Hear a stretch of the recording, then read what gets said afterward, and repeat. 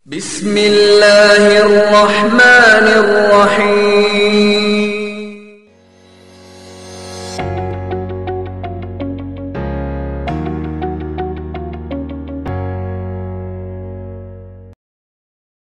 Assalamualaikum warahmatullahi wabarakatuh. Bismillah walhamdulillah wassalatu wassalamu ala rasulillah Sayyidina Muhammad ibn Abdillah wa ala alihi wa ashabihi wa mawala. Pemirsa dimanapun Anda berada, semoga selalu dalam keadaan bahagia, masuk surga bersama keluarga tercinta, dan yang terpenting selalu berada dalam ridhonya Allah Subhanahu wa ta'ala. Bersyukur dengan banyak memuji Allah Subhanahu wa ta'ala. Semoga kita menjadi hamba yang senantiasa selalu bersyukur terhadap segala nikmat yang Allah beri. Setelah itu mengagungkan baginda Rasulullah sallallahu alaihi wasallam dengan banyak berselawat kepadanya. Kata baginda Nabi, "Man ahya sunnati faqad ahabbani. Wa man ahabbani kana ma'i fil jannah." Barang siapa yang berselawat kepadaku, sungguh dia telah mencintaiku. Barang siapa yang mencintaiku, kelak dia akan bersamaku di dalam surganya Allah Subhanahu wa ta'ala. Semoga kita yang selalu gemar berselawat kepadanya, kelak dikumpulkan di dalam surga bersama baginda Rasulullah sallallahu alaihi wasallam. Amin ya rabbal alamin. Pemirsa dimanapun Anda berada, pada kesempatan yang mulia ini saya akan menyajikan sebuah tema yang berjudul keistimewaan umatnya baginda Nabiullah Muhammad sallallahu alaihi wasallam. Kalau kita diridhoi oleh Allah Subhanahu wa ta'ala, walaupun seluruh manusia tidak ridho dengan diri kita, maka kita tetap dalam keadaan berbahagia. Begitu sebaliknya, kalau kita diridhoi oleh seluruh manusia yang ada di muka bumi ini, tapi Allah tidak ridho dengan diri kita, maka sungguh itu akan menjadi masalah besar bagi kita dalam kehidupan ini. Oleh karenanya kita bersyukur menjadi umat baginda Nabiullah Muhammad sallallahu alaihi wasallam, karena baginda Nabi adalah karunia terbesar dalam kehidupan kita di dunia ini. Kenapa kita bersyukur menjadi umat baginda Nabi? Karena ada dua nabi yang sedang iri dengan umatnya Nabi Muhammad sallallahu alaihi wasallam. Kenapa dia iri? Disebutkan yang pertama nabi yang iri dengan umatnya Nabi Muhammad sallallahu alaihi wasallam yaitu Nabi Adam alaihissalam. Disebutkan dalam kitab Nasaihul Ibad. Dalam kitab tersebut dikisahkan Nabi Adam iri dengan kita umatnya Nabi Muhammad itu karena 4 hal.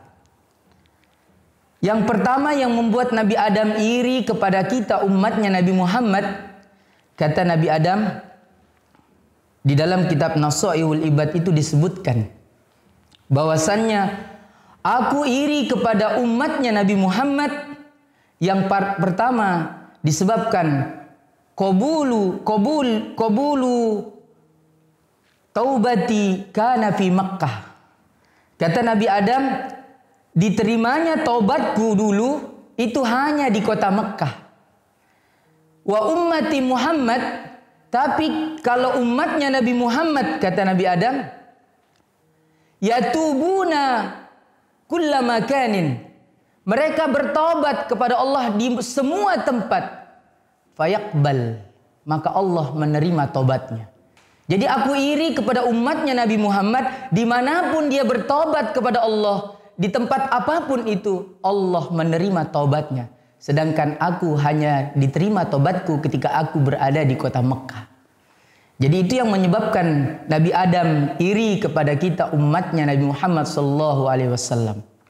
Lalu yang kedua, kata Nabi Adam, yang menyebabkan aku iri kepada umatnya Nabi Muhammad sallallahu alaihi wasallam, yaitu ketika aku melakukan kesalahan, saat itu aku mengenakan pakaian.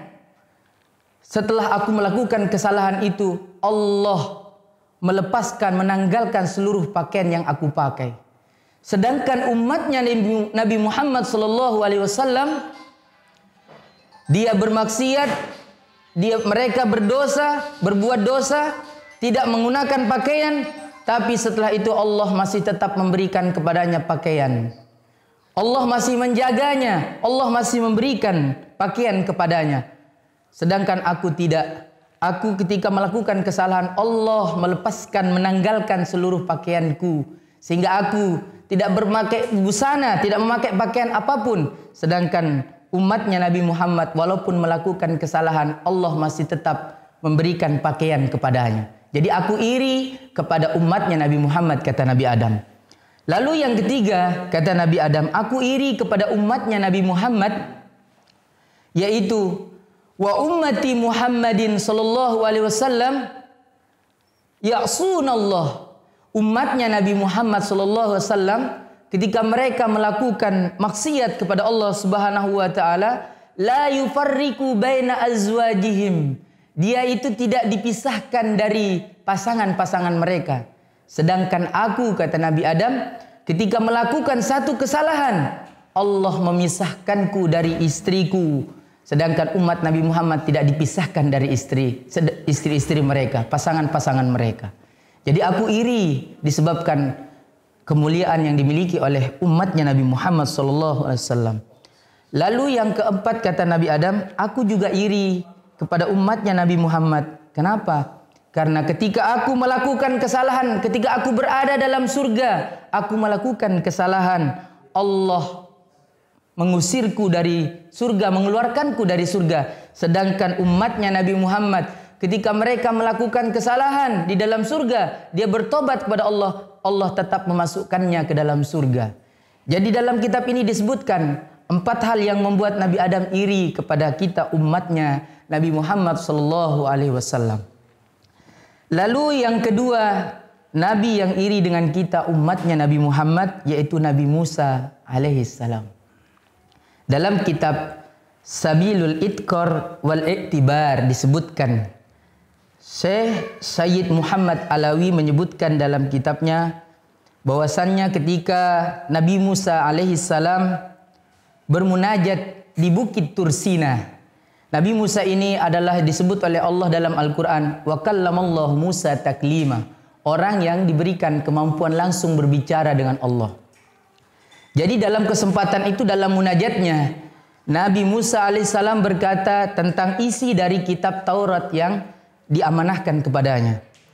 Pada saat itu yang pertama kata Nabi Musa, ya Allah, aku menyaksikan dalam kitab Taurat ada suatu kaum, ada suatu kelompok, ada suatu umat, yang mana umat tersebut disebutkan dalam kitabku sebagai khairu ummah.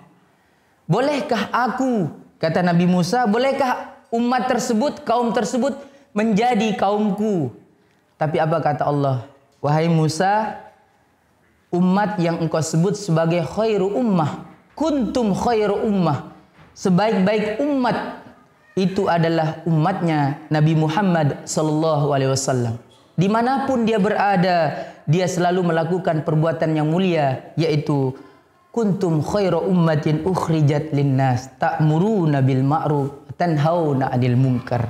Dia melakukan amar ma'ruf nahi munkar. Itulah yang menyebabkannya mulia di hadapan Allah Subhanahu wa taala. Jadi Nabi Musa kecewa pertama kali setelah mendapat jawaban dari Allah pada saat munajat di Bukit Tursina. Lalu disebutkan kembali, Nabi Musa berkata lagi kepada Allah, ya Allah, aku melihat di dalam kitabku bahwasannya ada anak-anak yang bisa dan mampu menghafal ayat-ayat Al-Quran, ayat-ayat kitabnya. Lalu pada saat itu Nabi Musa mengatakan, ya Allah, bolehkah anak-anak tersebut menjadi umatku? Lalu apa kata Allah? Wahai Musa, anak-anak tersebut adalah anak-anak umatnya baginda Nabiullah Muhammad sallallahu alaihi wasallam. Lalu saat itu Nabi Musa pun kecewa kedua kalinya. Lalu yang ketiga Nabi Musa lagi bertanya kepada Allah, "Ya Allah, aku melihat dalam kitabku ini bahwasannya ada suatu kelompok, suatu kaum yang mana kaum tersebut bisa menikmati zakat dan membagikan serta memakan zakat tersebut di kalangannya. Sedangkan kami dahulu untuk mengeluarkan zakat, orang yang menerima zakat itu harus pertama dilarutkan atau terbakar terlebih dahulu. Sedangkan mereka bisa memakan dan membagi hasil zakat di tengah-tengah mereka. Bolehkah?" Kata Nabi Musa, "Ya Allah, mereka itu menjadi kaumku." Tapi apa kata Allah? "Wahai Musa, kaum tersebut adalah kaum dan umatnya baginda Nabiullah Muhammad sallallahu alaihi wasallam." Lalu Nabi Musa pun kecewa yang ketiga kalinya. Dan yang keempat kalinya Nabi Musa berkata, "Ya Allah, aku menyaksikan dalam kitabku ini bahwasannya ada suatu kaum, suatu umat yang mana ketika mereka berniat, Allah sudah mencatat satu kebaikan untuknya. Lalu setelah niat tersebut dia realisasikan, maka Allah melipat gandakan dikali 70, dikali 700, bahkan pahalanya tak terbatas. Lalu aku meminta kepada Allah, bolehkah ya Allah umat tersebut menjadi bagian dari umatku?" Tapi apa kata Allah? "Wahai Musa, umat tersebut adalah umatnya baginda Rasulullah sallallahu alaihi wasallam."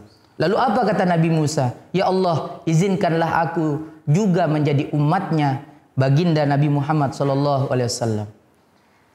Para pemirsa dimanapun Anda berada, jadi suatu kesyukuran dan kemuliaan bagi kita umatnya Nabi Muhammad diistimewakan oleh Allah Subhanahu wa taala. Bahkan Nabi Adam dan Nabi Musa sampai iri dengan keadaan kita.